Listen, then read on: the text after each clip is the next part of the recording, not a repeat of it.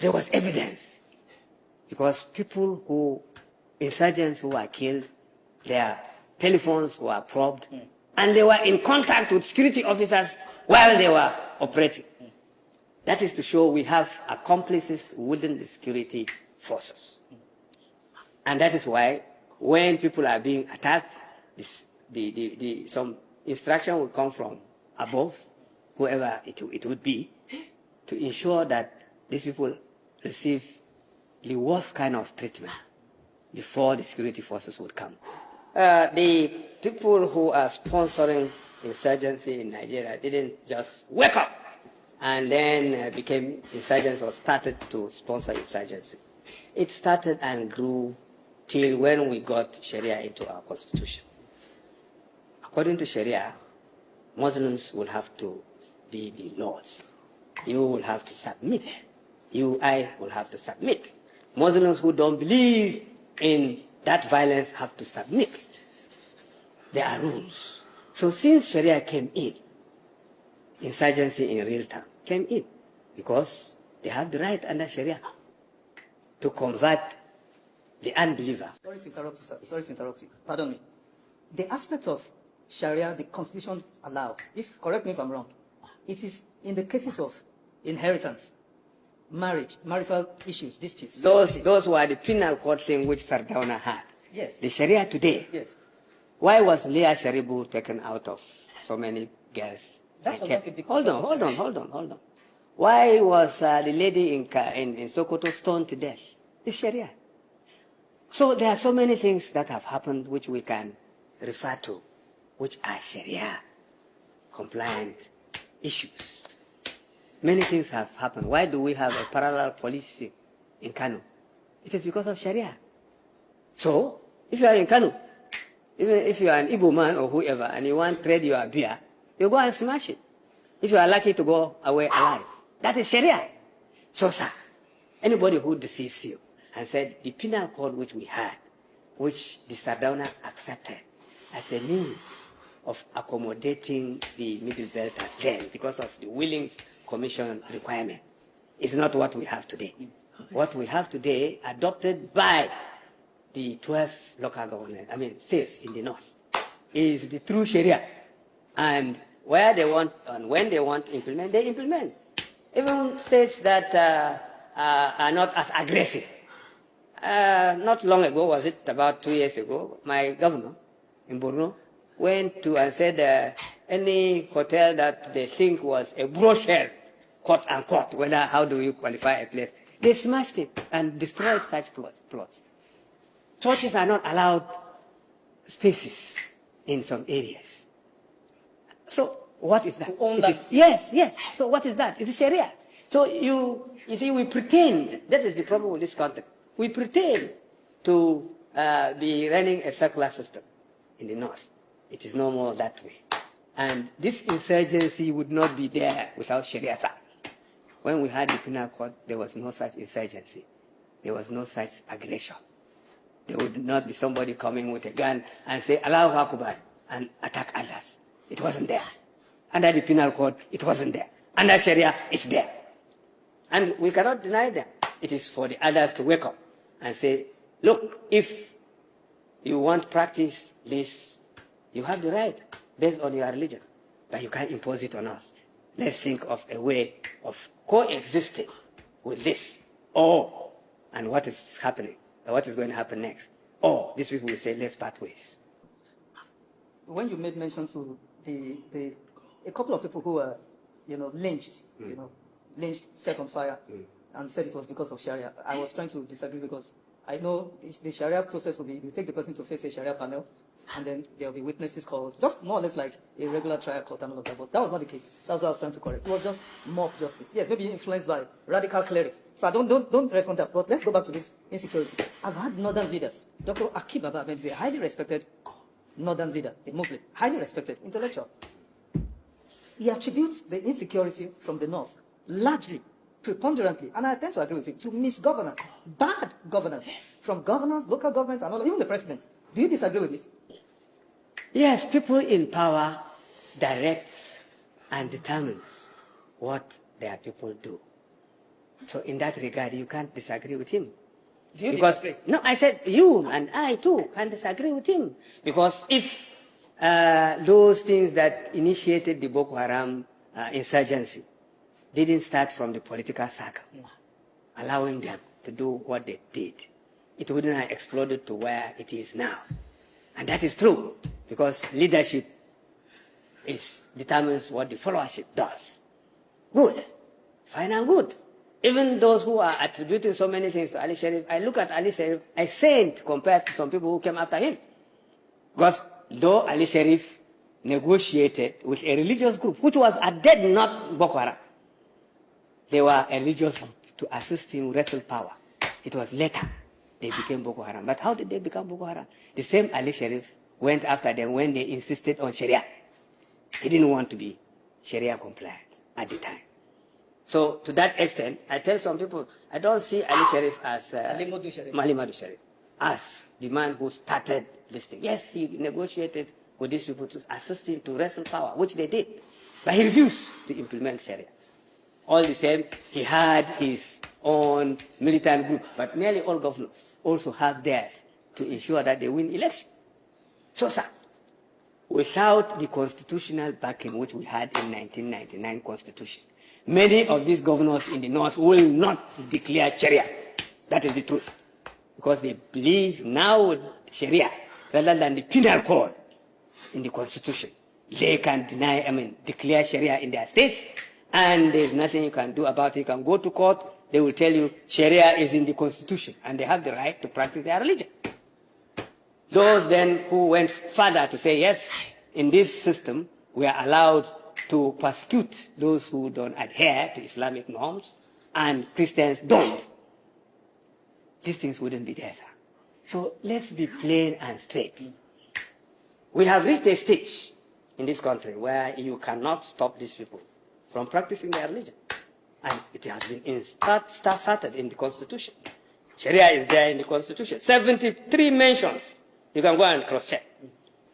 There's no mention of Christianity or anything to say that you exist in the first place in the Constitution. None. You can go check people who have gone through the Constitution. So the issue is, how do we navigate away from this source of problem? Because it is already there. It is in the Constitution. And governors who have introduced Sharia, Hizbah, etc., will say that Sharia is in the Constitution and you cannot do anything about it because they are Nigerians. How do we navigate out of that? That is the question.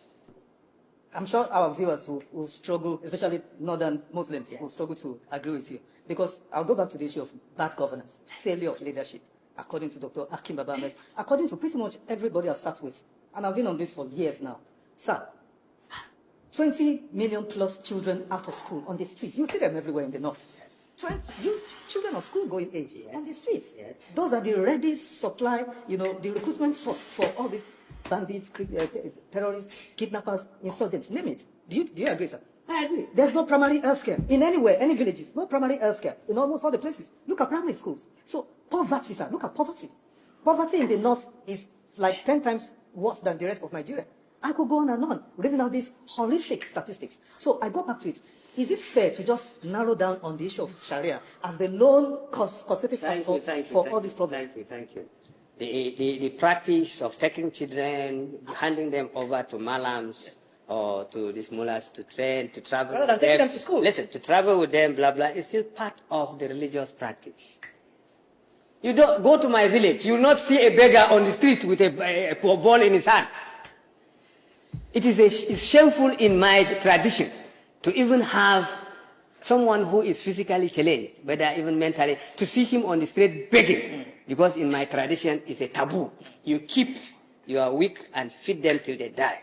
So, it is the practice in northern Muslim areas, and it is as mentioned, and as we agree, that yes, bad governance has something to do about it. However, let me put it to you. The politicians depend on these clerics for support. They support a person to become a governor. When they get to the seat, how many of them have the balls to now say, you cannot carry children around and travel with them, begging here and then. How many of them? So in that respect, we'll say, yes, bad governance. Then another thing, people are producing children who they cannot support. You and if, I don't know whether you are Christian or Muslim, you are confined to have one wife. And how many children you can take care of? In Islam, you can have up to 4 wives. According to the rule, if you can take care of them equitably. Nobody cares about equitably. Produce children, you cannot take care of them, hand them over to the Malam, and the Malam travels out, they learn menial works, go around Abuja, who are the nail cutters? Who are the cobblers? It's all this kind of children. Many of them have gone to school, many of them have not. Now, an alternative education has not been provided. Jonathan tried to establish Al-Majiri system schools. Go to those schools. Are they being occupied by Al-Majiris? You will find out Al-Majiris are not there. So, sir, it is not just government. Jonathan tried, but the system resisted. The system resisted. So, if these boys are used as cannon fodder for insurgency, it is not just government. It is the system. Dr. Bitrus, let's make progress. We all witnessed the horrific atrocities in Mangu local government, Boko's local government, Bakin-Ladi local government, where entire villages or communities were wiped out in what many have described as genocidal, including yourself. Yes. Yet, we have evidence that those villagers alerted security forces that this was coming, these people are coming. That's correct. And yet, security forces, conveniently did not show up before, and while those atrocities were being perpetrated, they didn't show up until after the entire place was decimated. Then they showed. What's going on, sir? How do you explain this? There's complicity within the security forces. Simple. No, I mean, nothing other than that. You see, the people who sponsors and who sponsored this thing when it started know where they were, the level things have reached, to the extent that they can do something and even protect the aggressors. When General T.Y. said that they are colluding, you remember that, there was evidence. Because insurgents who were killed, their telephones were probed, and they were in contact with security officers while they were operating. That is to show we have accomplices within the security forces. And that is why when people are being attacked, some instruction will come from above, whoever it would be, to ensure that these people receive the worst kind of treatment before the security forces would come. That is one. Two, even after the attack, while lamenting, rather than coming to assist in some cases, we have lots of records, the security forces would come. If any of their children decides to even fight back, they will be arrested. That is, the victim is now being victimized. This has happened over and over again. So the issue is, the system is already rotten. And thank God, the present government, having received the pressure from the US, has allowed the Americans to assist and collaborate with our government to ensure that this thing is halted. But the major work is for you and I to do the needful, rather than chickening out and pretend. Because sometimes when I hear people who know, who even suffered genocidal attacks in the area, saying that there is no genocide, I do laugh. There is genocidal attacks on Christian communities to displace them. In the northwest, there is genocidal attack against Muslim houses, indigenous houses. The jihad of which started in 1804, took over power. That is traditional institutions. But the land remained in the hands of the Hausas. Today the Hausas are also being killed and dispossessed of their land. So it has become multifaceted, but all the same. You look at the history, whether at how Islam started, it is the same trend, sir. It has not changed. So with Sharia, whether we like it or not, that's what will continue to happen, unless it is crushed. Negotiation will not work anybody who say non-kinetic, that is the funny terminology I've heard. Somebody who think that, one, if he kills, and if he dies trying to kill for his faith, he's going above to meet some beautiful facilities beyond what he gets here. It's here, it's in the mind. You can't change him through some non-kinetic something. He is out there to either kill or be killed.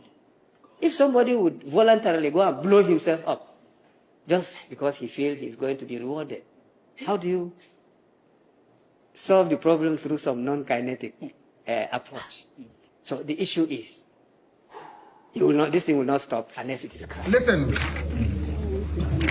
this is the laws of Nigeria. The prosecution and this court doesn't know the law. That is the fact. Yes. Poor knowledge of the law is killing Nigeria. Poor knowledge of the law, they don't know the law. This is a federal gazetted law of Nigeria. Biafra not to come, every living organism in Nigeria will die, I swear to God Almighty in heaven, because we are not going back. The only way to ensure that this will not happen again is the existence of a free, sovereign Biafran nation. That is the only panacea, nothing more.